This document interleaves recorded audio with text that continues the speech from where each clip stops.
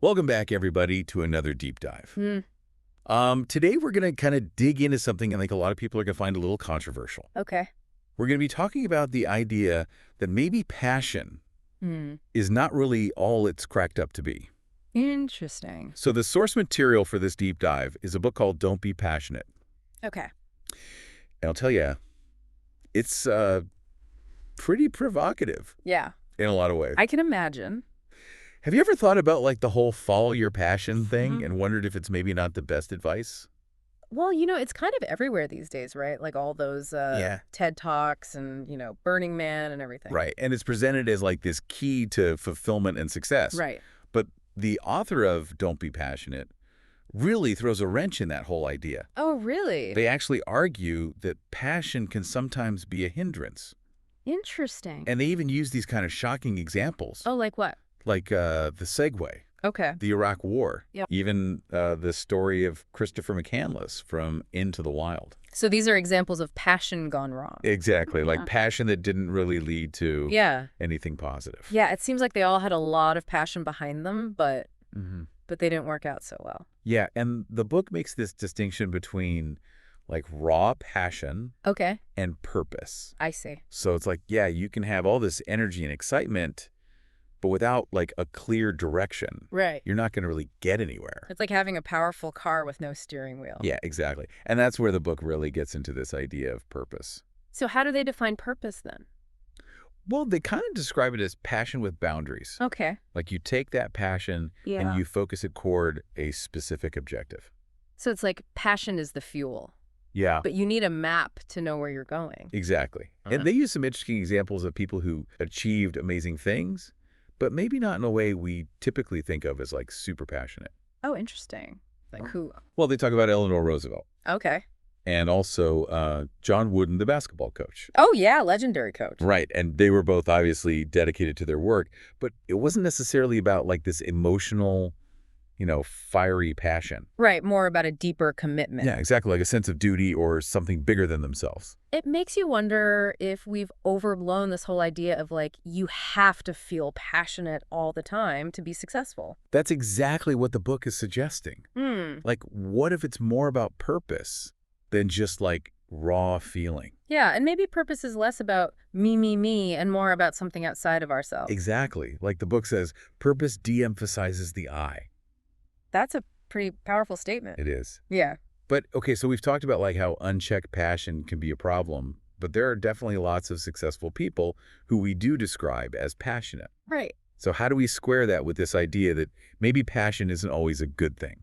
Yeah, that's where things get even more interesting. So the book actually talks about this thing they call the passion paradox. The passion paradox. Yeah, and they make this kind of shocking comparison. Okay. I'm intrigued. They compare passion to mental retardation. Whoa, hold on now. Okay, they're literally the same thing, obviously. Good, I was about to say. The point they're trying to make is that sometimes passionate people can get so caught up in their ideas Right. that they end up being really busy but not actually productive. Oh, I see. Like they're putting in a ton of effort, but it's not really focused or directed towards a clear goal. Like they're spinning their wheels. Yeah, exactly. And that's why the book stresses the importance of realism. Okay. Like you need to balance that passion with a sense of what's actually achievable and practical. So it's not just about following your heart blindly. Right. You have to be able to step back and say, okay, is this realistic? What are the potential obstacles? How can I overcome them? It's like climbing a mountain. You wouldn't just start scrambling up the side without any gear or a plan. Exactly. You need to be prepared and strategic about it.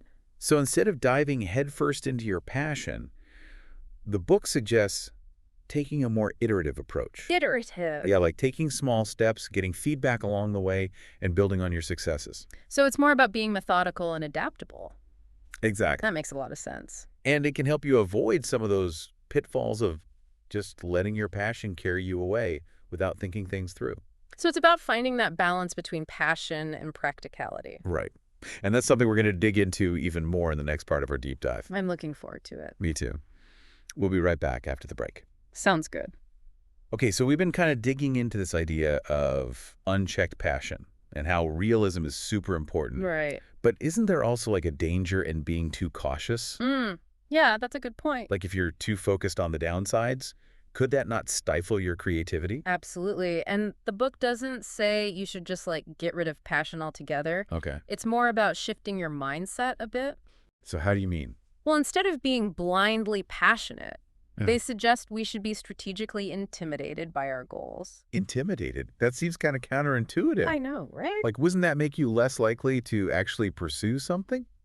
Well, think about it this way. When you're intimidated by something, Okay. you're acknowledging that it's complex and challenging. Right. You approach it with more caution and respect.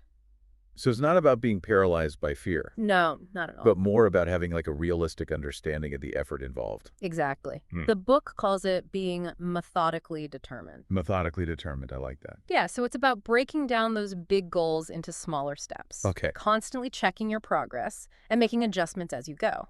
That reminds me of that quote from Talleyrand, the French diplomat. Oh, yeah. Above all, not too much zeal. That's a good one. It's like he knew that unchecked passion could be dangerous, even with good intentions. Right. And the book actually uses a really good example to illustrate this. What's that? Napoleon's Russian campaign. Oh, wow. So Napoleon was obviously a very ambitious guy, Yeah. and he was driven by this zeal to conquer Russia. Right. But he ended up marching his army into this disastrous situation. Yeah, it didn't go so well for him. No, it didn't. And it was largely due to poor planning and underestimating the challenges. Like the Russian winter. Exactly. So it's a perfect example of how passion without purpose and realism can lead to some pretty serious consequences. And it brings up another point the book makes about mistaking passion for progress. Oh, yeah, that's a good one. Like you can get so caught up in the excitement of a new project Right. that you forget to actually take the steps needed to move forward. You're all about the feeling, but not the doing. Yeah, exactly. Mm. And that's where that realism piece comes in again. Right. You have to be able to step back and say, okay, am I actually making progress or am I just spinning my wheels? And be willing to adjust your approach if you need to. Exactly. So it's about being honest with yourself about what's working and what's not. So how do we strike that balance then? How do we harness the energy of passion without letting it blind us to reality? Right, that's the million-dollar question. Well, the book has some interesting ideas about that. Okay, I'm listening. One thing they suggest is detaching your sense of self-worth from your passions.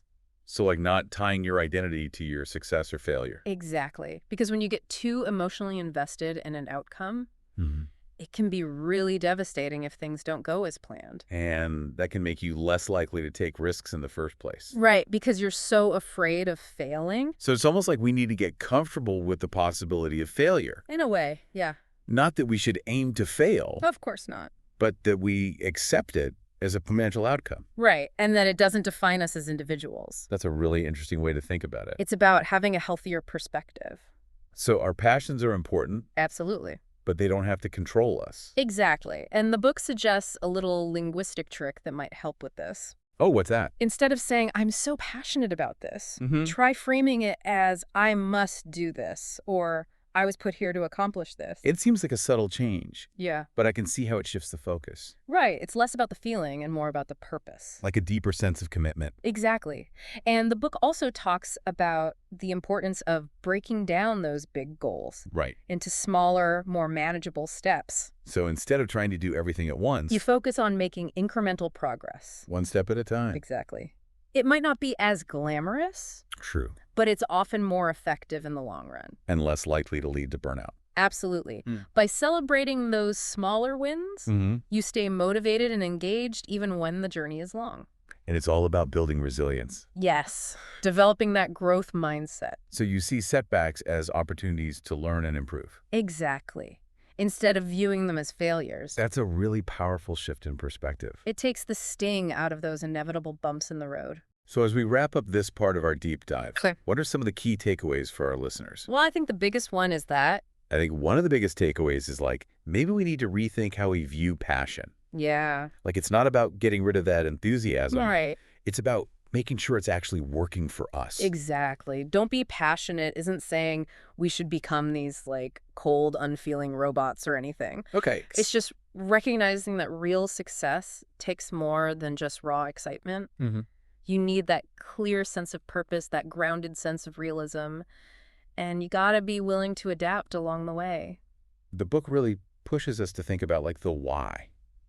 behind what we do. Like, Yeah. what are we really trying to achieve? What kind of impact do we want to make? And when you have that strong sense of purpose, Mm-hmm. it gives your passion, like direction and meaning. Yeah. And it can be super motivating, too, Definitely. especially when things get tough, when you hit those inevitable roadblocks. Oh, absolutely. Knowing your why can keep you going when the initial excitement fades.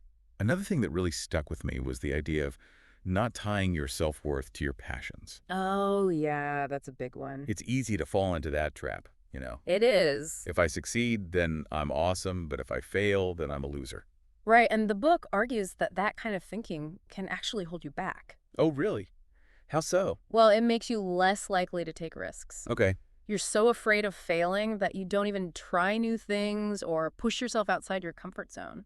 So how do we escape that fear of failure? That's where that growth mindset comes in. Right, the one we talked about earlier. Exactly. Instead of seeing setbacks as failures, Yeah. you see them as opportunities to learn and grow. So every mistake is like a lesson. Precisely. A chance to get better and refine your approach. It all goes back to that iterative process we discussed. Small steps, constant feedback, making adjustments as you go. It's like viewing success as this ongoing journey. Right, not a fixed destination. Exactly. And that requires a certain level of detachment from the outcome. So it's not about ignoring your emotions. No, of course not. It's about recognizing them without letting them control you. Exactly. So as we wrap up our deep dive into Don't Be Passionate, what's the one thing you really hope our listeners take away from this? Ooh, good question. I think the most important message is this. Passion can be an incredible force, but it needs to be harnessed wisely. Go on. By developing that sense of purpose, embracing realism, and cultivating a growth mindset, you can really channel that enthusiasm into something meaningful and lasting. And remember, the book encourages us to be intimidated by our goals. Right. Not in a way that paralyzes us, Yeah.